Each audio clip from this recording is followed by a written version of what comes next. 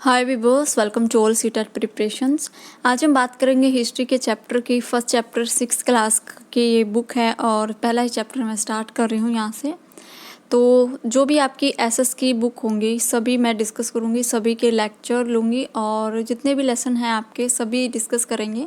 और जितने भी क्वेश्चंस आपके बनते हैं, कैसे क्वेश्चन बनते हैं आपके एनसीईआरटी से, वो भी डिस्कस करेंगे, स्पेशली सीटेट के लिए। ठीक है, सीटेट में कहाँ से कैसे कैसे क्वेश्चंस बनते हैं। तो 2 दिन आपकी वीक में ज्योग्राफी की वीडियो आएंगी, 2 दिन आपकी पॉलिटिकल की और 2 दिन आपकी हिस्ट्री की। तो इसी तरह से हम चैप्टर करेंगे वीक में। पूरी एनसीईआरटी हम कर लेंगे, 6th की, 7th 8th की, इसी तरह से चलती रहेंगी। ठीक है, तो चलिए फिर स्टार्ट करते हैं हिस्ट्री का चैप्टर फर्स्ट, और जिसका नाम है क्या, कब, कहाँ और कैसे। ठीक है, हिस्ट्री है तो इस तरह के सवाल तो आपको देखने को मिलेंगे इसमें। रशीदा का सवाल। रशीदा बैठी अखबार पढ़ रही थी, अचानक उसकी निगाह एक कुर्सी पर पड़ी। 100 साल पहले। मैं सोचने लगी कि यह कैसे जान सकते हैं कि इतने साल, इतने वर्ष पहले क्या हुआ था। तो एक थिंकिंग यहाँ पर डेवलप हुई है कि पहले क्या हुआ था उसके बारे में हम कैसे पता लगा सकते हैं, क्योंकि हम तो अभी हैं, कुछ साल पहले ही हम आए हैं, लाइफ हमारी है। तो हमसे पहले या फिर कई हज़ार साल पहले भी तो दुनिया होगी, तो तब क्या हुआ था, इस तरह के इसमें कुछ क्वेश्चंस होंगे। तो कैसे पता लगाया जाए, यहाँ पर बात की गई है इसमें। ये जानने के लिए कि कल क्या हुआ था, तुम रेडियो सुन सकते हो, टेलीविज़न देख सकते हो, अखबार पढ़ सकते हो। साथ ही ये जानने के लिए कि पिछले साल क्या हुआ था, तुम किसी ऐसे व्यक्ति से बात कर सकते हो जिसे उस समय की स्मृति हो, मतलब उसको याद हो। लेकिन तुम पहले क्या हुआ था ये कैसे जान सकते हो, मतलब पहले अतीत में कई हज़ार 100 साल पहले क्या हुआ था, इसके बारे में कैसे पता लगा सकते हैं। तो अतीत के बारे में हम कैसे जान सकते हैं, क्या जान सकते हैं। अतीत के बारे में बहुत कुछ जाना जा सकता है कि लोग क्या खाते थे, कैसे कपड़े पहनते थे, किस तरह के घरों में रहते थे। हम आखेटकों का मतलब यहाँ शिकारी हैं। पशुपालकों, कृषकों, शासकों, व्यापारियों, पुरोहितों, शिल्पकारों, कलाकारों, संगीतकारों या फिर वैज्ञानिकों के जीवन के बारे में जानकारी हासिल कर सकते हैं। यही नहीं, हम यह भी पता लगा सकते हैं कि उस समय बच्चे कौन से खेल खेलते थे, कौन सी कहानियाँ सुनते थे, कौन से नाटक देखा करते थे और कौन कौन से गीत गाते थे। ठीक है, तो अतीत के बारे में हम कैसे जान सकते हैं, ये तो बता दिया कि हम जान सकते हैं, लेकिन कैसे जान सकते हैं वो हम आगे पढ़ेंगे इसके बारे में। ठीक है, और इस चैप्टर से बहुत ही कम क्वेश्चंस आपके ये देखने को मिलते हैं सीटेट में। मोस्टली हम सिर्फ वही देखेंगे जो आपके सीटेट में आते हैं। ठीक है, तो यहाँ पर आपकी एक हेडिंग है कि लोग कहाँ रहते थे। पहले तो ये देख लेते हैं कि लोग रहते कहाँ थे। ठीक है, नर्मदा नदी का पता लगाओ। यहाँ पर नीचे एक मैप दिया गया है और उस मैप में ये बोला गया कि नर्मदा नदी का पता लगाना है कि नर्मदा नदी कहाँ बहती थी। ठीक है, कई लाख वर्ष पहले लोग इस नदी के तट पर रहते थे। यहाँ रहने वाले आरंभिक लोगों में से कुछ कुशल संग्राहक थे जो कि आसपास के क्षेत्रों को, मतलब जंगलों को की विशाल संपदा से परिचित थे कि जो आसपास के जो जंगल हैं वहाँ की जड़ी बूटियाँ कैसी हैं, पेड़ पौधे कैसे हैं, जहरीले हैं या नहीं, उसके बारे में उनको सब कुछ पता था, क्योंकि कहाँ पर रह रहे थे, नर्मदा नदी के किनारे पर वो रह रहे थे। ठीक है, अपने भोजन के लिए वो जड़ों, फलों या फिर जंगल के अन्य उत्पादकों का कहीं से संग्रह किया करते थे। संग्रह मतलब इकट्ठा करना। ठीक है, वे जानवरों का आखेट भी करते थे। आखेट मतलब शिकार। उसके बाद है, अब तुम उत्तर पश्चिम में सुलेमान या फिर किरदर पहाड़ियों का पता लगाओ। अब ये कहाँ पर हैं किरथर पहाड़ियाँ, यहाँ पर मैप दिया गया है।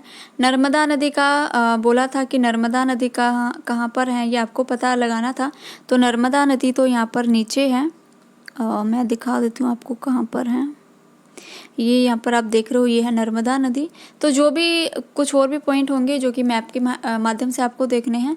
और यहाँ पर आपको ये देख रहे होंगे सुलेमान की ये पहाड़ियाँ हैं और ये है किरथर। ठीक है, इस तरह से आपको पता लगाना है।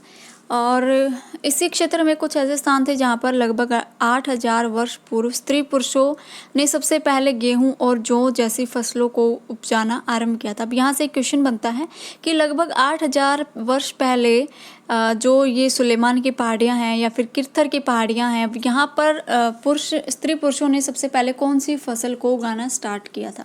तो यहाँ पर कौन सी फसल थी जिसको उगाना स्टार्ट किया था, गेहूं और जौ। ठीक है, उन्होंने भेड़, बकरी और गायें जैसे पशुओं को पालतू बनाना शुरू कर दिया। ये लोग गांव में रहते थे। उत्तर पूर्व में गोरा और मध्य भारत में विंध्याचल पहाड़ियों का पता लगाओ। विंध्य जो पहाड़ियाँ हैं वो आपको पता लगानी है। तो उत्तर पूर्व हमारा ये हिस्सा हो गया, ये हिस्सा। तो यहाँ पर हमें पता लगाना था गोरा की ये पहाड़ियाँ हैं, और क्या पता लगाना था नीचे, विंध्य पहाड़ियाँ। हाँ, विंध्य पहाड़ियाँ यहाँ पर हैं, ये रही विंध्य पहाड़ियाँ। ठीक है, तो इस तरीके से जो भी पूछा गया आप मैप की सहायता से पता लगा सकते हो। डायरेक्शन आपको पता होनी चाहिए, उत्तर पूर्व पश्चिम कहाँ पर है ये सब। ठीक है, ये कुछ अन्य क्षेत्र ऐसे भी क्षेत्र हैं जहाँ कृषि का विकास हुआ। जहाँ सबसे पहले चावल उपजाया गया वो स्थान विंध्य के उत्तर में स्थित है। जो विंध्य है वहाँ के उत्तर में, नॉर्थ में स्थित है, जहाँ सबसे पहले चावल उगाया गया था। यहाँ से भी क्वेश्चन बनता है कि सबसे पहले चावल कहाँ पर उगाया गया था, तो वो कहाँ पर उगाया गया था, विंध्य के उत्तर में स्थित जो पहाड़ियाँ हैं, जो इलाका है वहाँ पर उगाया गया था। ठीक है, उसके बाद है मानचित्र पर सिंधु तथा इसकी सहायक नदियों का पता लगाने का प्रयास करो। अब सिंधु नदी कहाँ पर है और इसकी कौन कौन सी सहायक नदियाँ हैं वो आपको पता लगानी है। तो ये है सिंधु नदी और ये हैं सारी इसकी सहायक नदी। 5 इसकी सहायक नदी हैं, वो आपको बतानी है। ठीक है, तो आप यहाँ पर देख लेना। सहायक नदी एक बार बता दूँ, झेलम, चेनाब, रावी, सतलुज, व्यास, ये हैं इसकी सहायक नदी, और ये होगी सिंधु नदी हो ही गई है। ठीक है, उसके बाद एक बड़ी नदी में मिल जाती हैं ये जो इसकी सहायक नदियां हैं। ठीक है, ये बड़ी नदी में मिल जाती हैं। लगभग 4700 वर्ष पूर्व इन्हीं नदियों के किनारे कुछ आरंभिक नगर फले फूले। गंगा व इसकी सहायक नदियों के किनारे और समुद्र तटवर्ती इलाकों के नगरों का विकास लगभग 2500 वर्ष पहले हुआ था। अब यहाँ पर एक बात आपको देखनी है, समझनी है कि गंगा और यमुना का कितनी बार यहाँ पर जिक्र हुआ है, क्योंकि ये जो क्वेश्चन है वो बहुत बार आया हुआ है कि यमुना और गंगा का जो जिक्र है वो NCERT में जो आपका चैप्टर है, फर्स्ट चैप्टर, उसमें कितनी बार हुआ है। ठीक है, तो ये देखते चलना कि गंगा और यमुना का जिक्र कितनी बार हुआ है। ओके, उसके बाद है गंगा और उसकी सहायक नदी सोन का पता लगाओ। अब गंगा नदी कहाँ पर है, गंगा नदी हमारी सबसे बड़ी नदी है, ये है हमारी गंगा नदी, और इसकी सोन नदी कहाँ पर है, ये रही हमारी सोन नदी। ठीक है, उसके बाद है गंगा के दक्षिण में इन नदियों के आसपास का क्षेत्र प्राचीन काल में मगध, वर्तमान बिहार के नाम से जाना जाता है। अब ये एक क्वेश्चन आपका बन गया कि जो गंगा के दक्षिण का क्षेत्र है, इन नदियों के आसपास का क्षेत्र किस नाम से जाना जाता था। प्राचीन काल में किस नाम से जाना जाता था, मगध के नाम से जाना जाता था। और ये CTET में पूछा हुआ क्वेश्चन है NCERT बुक से, और कहाँ से पूछा हुआ है ये आप देख ही सकते हो। और अगर ये भी आपसे पूछ लिया जाएगा कि जो प्राचीन काल मगध था जिसका नाम, उसको वर्तमान में किस नाम से जाना जाता है, तो वर्तमान में कौन सा है, बिहार के नाम से इसको जाना जाता है। ठीक है, इसके शासक बहुत शक्तिशाली थे, उन्होंने एक विशाल राज्य स्थापित किया था। देश के अन्य हिस्सों में भी ऐसे राज्यों की स्थापना की गई थी। अब यहाँ पर एक बात और आपको देखनी है, ये जो यहाँ पर गिवन है ये भी आपको पढ़ना है एक बार अच्छे से। ठीक है, ये पढ़ लेना आप, आपके पास बुक होगी। लोगों ने सदैव उपमहाद्वीप के एक हिस्से से दूसरे हिस्से तक यात्रा की। कभी कभी हिमालय जैसे ऊंचे पर्वत, पहाड़ी, रेगिस्तान, नदी और समुद्रों के कारण यात्रा जोखिम भरी होती थी।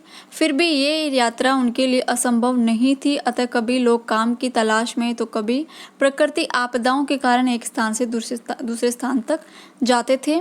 कभी कभी सेनाएं दूसरे क्षेत्रों में विजय हासिल करने के लिए जाती थी। इसके अतिरिक्त व्यापारी कभी काफिलों में तो कभी जहाज़ों में अपने साथ मूल्यवान वस्तुएं लेकर एक स्थान से दूसरे स्थान तक जाते रहते थे। धार्मिक गुरु लोगों को शिक्षा या फिर सलाह देते हुए एक गांव से दूसरे गांव या एक कस्बे से दूसरे कस्बे जाया करते थे। कुछ लोग नए रोचक स्थानों को खोजने की चाह में उत्सुकता बस भी यात्रा किया करते थे। इन सभी यात्राओं से लोगों को एक दूसरे के विचारों को जानने का अवसर मिला था। तो कैसे जानते थे जो लोग हैं एक दूसरे के विचारों को, जो दूसरे क्षेत्र से आए हुए लोग थे कैसे कैसे आते थे, व्यापारी भी थे, गुरु भी थे, या फिर जो अन्य कोई भी हो सकता है जो एक स्थान से दूसरे स्थान तक जाते थे, तो मिलते थे तो उनके विचारों को वो देखते थे, समझते थे और सुनते थे। ठीक है, ऐसे लोग पता लगाते थे दूसरे के विचारों को। आज लोग यात्रा कैसे करते हैं, एक बार फिर से मानचित्र देखो कि पहाड़ियाँ, पर्वत, समुद्र इस महाद्वीप की प्राकृतिक सीमा का निर्माण करते हैं। हालांकि लोगों की इन सीमाओं को पार करना आसान नहीं था। जिन्होंने ऐसा चाहा वे ऐसा कर सके, वे पर्वतों की ऊंचाई को छू सके, गहरे समुद्रों को पार कर सके। उपमहाद्वीप के बाहर से भी कुछ लोग आए और यहीं पर बस गए। लोगों के इस आवागमन की हमारी सांस्कृतिक परंपराओं को समृद्ध किया। कई सौ वर्ष पहले लोग पत्थर को तराशने, संगीत रचने और यहाँ तक कि भोजन बनाने के नए तरीकों के बारे में भी एक दूसरे से विचार अपनाते रहे हैं। ठीक है, विचारों को अपनाते रहे हैं। तो हमारे लिए जो इम्पोर्टेंट है यहाँ से कुछ नहीं। अब यहाँ से आपका इम्पोर्टेंट है देश के नाम। हमारा देश जो है भारत, उसका नाम कैसे पड़ा, या फिर प्राचीन जो हमारा इतिहास है उसमें हमारे भारत को क्या नाम, किस नाम से जाना जाता था। अपने देश के लिए हम प्राय इंडिया या फिर भारत जैसे नामों का प्रयोग करते हैं। इंडिया एक इंडस से निकला हुआ शब्द है जिसे संस्कृत में सिंधु कहा जाता है। ठीक है, तो आपसे ये भी पूछ लिया जाएगा कि जो हमारा भारत नाम, जो हमारे देश का नाम है इंडिया, वो किस शब्द से निकला है। तो इंडिया शब्द इंडस से निकला है और संस्कृत में इसको क्या कहा जाता है, सिंधु इसको कहा जाता है। ठीक है, अपने एटलस में ईरान और यूनान का पता लगाओ। जो एटलस होती है जिसमें मैप होते हैं उसके बारे में बोला गया है। लगभग 2500 वर्ष पूर्व उत्तर पश्चिम की ओर से आने वाले ईरानियों और यूनानियों ने सिंधु को हिंदोस या फिर इंदोस और इस नदी के पूर्व में स्थित भूमि प्रदेश को इंडिया कहा है। अब देखिए यहाँ पर ये जो ईरानी और यूनानी लोग आए थे, ये कहाँ से आए थे, ये आए थे उत्तर पश्चिमी इलाकों से। ठीक है, ये भी आपसे बन सकता है क्वेश्चंस आगे। और उसके बाद है भारत नाम का प्रयोग उत्तर पश्चिम में रहने वाले लोगों के एक समूह के लिए किया जाता था। इस समूह का उल्लेख संस्कृत की आरंभिक लगभग 3500 वर्ष पुरानी कृति ऋग्वेद में भी मिलता है। बाद में इसका प्रयोग देश के लिए किया जाना। तो आप यहाँ पर देख सकते हो कि जो हमारा देश का नाम है भारत, भारत का नाम प्रयोग कैसे किया जाता था, उत्तर पश्चिम में रहने वाले लोगों के एक समूह के लिए किया जाता था। ठीक है, तो यहाँ से भी आपके लिए एनसीईआरटी में से क्वेश्चन बन सकता है। लेकिन अभी जो इसका नाम बदलकर हमारे देश पर इसका प्रयोग हम करते। ठीक है, क्योंकि हमारे देश का नाम भारत है, ये सबको पता है। अब यहाँ से इम्पोर्टेंट है ये आपका ये वाला, यहाँ से है ना हमेशा क्वेश्चन बनते हैं। अगर सबसे इजी क्वेश्चन उठाना होता है तो हिस्ट्री में से, तो यहीं से आपका क्वेश्चन बनता है। ताड़पत्रों से बनी पांडुलिपियाँ का एक पृष्ठ यहाँ पर नीचे दिया गया है, वो दिखाऊंगी। तो ये एक क्वेश्चन बनता है कि जो पांडुलिपियाँ हैं वो प्राचीन काल में किस पर लिखी जाती थी, तो वो लिखी जाती थी ताड़पत्रों पर। ठीक है, बहुत ही पुराना क्वेश्चन है और बहुत ही रिपीटेड क्वेश्चन है हिस्ट्री का। ठीक है, और ये यहीं से पूछा जाता है। ये पांडुलिपि लगभग 1000 वर्ष पहले लिखी गई थी। किताब बनने के लिए ताड़ के पत्तों को काटकर उनके अलग अलग हिस्सों को एक साथ बांध दिया जाता था। बुर्ज पेड़ की छाल से ऐसी ही एक पांडुलिपि को तुम यहाँ पर देख सकते हो। ठीक है, देखिए यहाँ पर दो क्वेश्चंस हैं। एक तो ये कौन सा पेड़ है, किस पेड़ की छाल है, ये है बुर्ज पेड़ की छाल। ठीक है, और ये है आपकी पांडुलिपि जो लिखी गई है, इसको कहते हैं पांडुलिपि। और जिस पर इसको लिखा गया है ये है आपका ताड़पत्र। ठीक है, ओके। तो अतीत की जानकारी हम कई तरह से प्राप्त कर सकते हैं। इसमें से एक तरीका है अतीत में लिखी गई पुस्तकों को ढूंढना और पढ़ना। ये पुस्तकें हाथ से लिखी होने के कारण पांडुलिपियाँ कही जाती थी। अब ये भी देखिए, ये भी पूछा जा सकता है कि पांडुलिपि क्यों इसको कहा जाता है, क्योंकि ये हाथ से लिखी जाती थी। अंग्रेजी में पांडुलिपि के लिए प्रयुक्त होने वाले मैन्युस्क्रिप्ट शब्द लैटिन शब्द मैनु, जिसका अर्थ है हाथ से लिखना। ये पांडुलिपियाँ प्राय ताड़पत्रों और हिमालय क्षेत्र में उगने वाले बुर्ज नामक पेड़ की छाल से विशेष तरीके से तैयार भोजपत्र पर लिखी मिलती हैं। ये इम्पोर्टेंट है आपके लिए। ये यहाँ से ये वाला पैराग्राफ बहुत ज़्यादा इम्पोर्टेंट है, क्योंकि यहाँ से बहुत 3-4 क्वेश्चंस बनते हैं और 3-4 वही क्वेश्चंस आपके एग्ज़ाम में पूछे गए हैं। और लास्ट जो एग्ज़ाम हुआ था 2018 में हुआ था मे बी, तब ये पूछा गया था कि जो आपकी पांडुलिपियां हैं, जो अतीत में पांडुलिपियां लिखी गई थी, वो कहाँ पर लिखी गई थी। तो वो ताड़पत्र पर लिखी गई थी।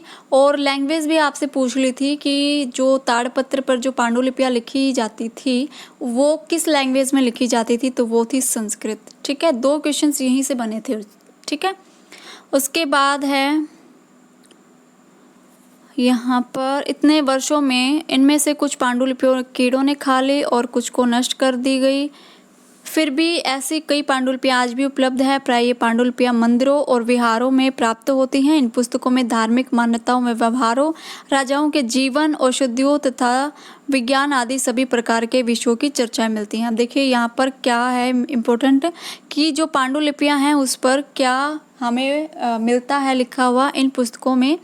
ये हैं धार्मिक मान्यताओं में व्यवहारों, राजाओं के जीवन, औषधि और विज्ञान आदि सभी प्रकार के विषयों की चर्चा मिलती है। ठीक है, पत्र जो होते हैं, जो ताड़पत्र जो होते हैं जिन पर पांडुलिपियाँ लिखी जाती हैं, ब्रज जो पेड़ होता है उसकी छाल को काट कर मतलब इस तरह से जोड़ दिया जाता है और उनकी बुक बना दी जाती थी। पहले ये पेज नहीं होते थे जैसे अभी हैं हम करंट में जो यूज़ कर रहे हैं पेजेस, पहले पेज नहीं होते थे। इसी तरह ताड़पत्रों पर इसको पांडुलिपियों को लिखा जाता था। ठीक है, उसके बाद है इनमें से कई संस्कृत में लिखे हुए मिलते हैं जबकि अन्य प्राकृत और तमिल में। प्राकृत भाषा का प्रयोग आम लोग करते थे। ओके, हम अभिलेखों का भी अध्ययन कर सकते हैं। ऐसे लेख पत्थर अथवा धातु जैसी अपेक्षाकृत कठोर स्तों पर उत्कीर्ण किए हुए मिलते हैं। अब यहाँ पर देखिए 2 चीज़ें हैं, एक तो आपकी पांडुलिपि और एक है आपके अभिलेख। दोनों में अंतर आपको पता होना चाहिए कि पांडुलिपि क्या होती हैं और अभिलेख क्या होते हैं, या फिर पांडुलिपि कहाँ पर लिखी जाती थी और अभिलेख कहाँ पर लिखे जाते थे। तो पांडुलिपि आपको अच्छे से समझ में आ गई कि पांडुलिपि क्या थी।